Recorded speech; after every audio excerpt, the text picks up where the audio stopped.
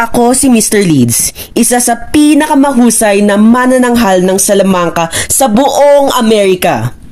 Nais ba ninyong makita ang nagsasalitang esfinge? Kung gayon, simulan na natin ang pagtatanghal. Ang kaha na aking hawak ay aking natagpuan sa isang libingang batong buhay na pula sa silid ng piramide ni Khufu nang minsang magtungo siya sa Ehipto. Sa isang kataga lamang ay mabubuhay ang abo na nasa loob dito. Dermof! Esfinge, ika'y magpakilala!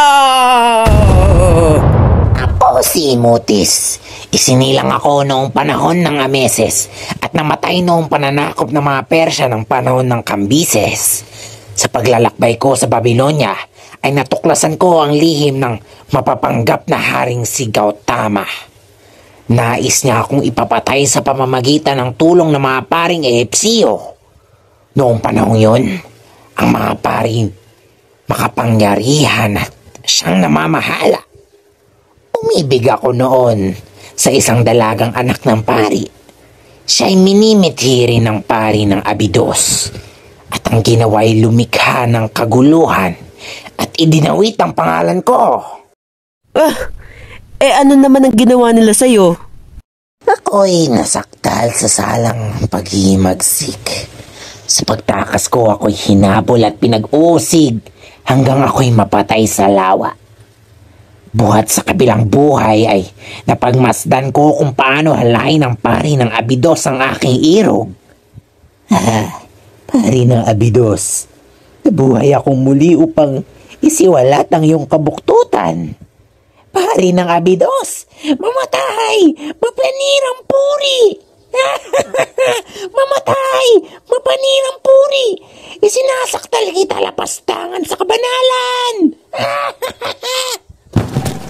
Hoy, Padre Salvi, ayos lamang kayo? Ano nangyari sa kanya? Bakit siya hinimatay? Bakit siya nahimatay? Hindi siya hinimatay. Baka may sumakit lamang sa kanya. Marahil ay dahil sa sopas na kinain niya kanina. Maraming salamat! Maraming salamat!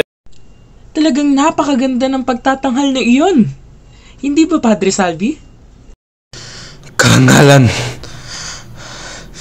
Tanging kawalang hiyaan ang ipinakita ng lalaking yon. Ano? Naniniwala ka na sa mahika? Naniniwala ka na walang daya ang pagtatanghal ni Mr. Leeds? Oo na. Tama ka nga. Tunay nga ang kapangyarihang itim at espiritismo.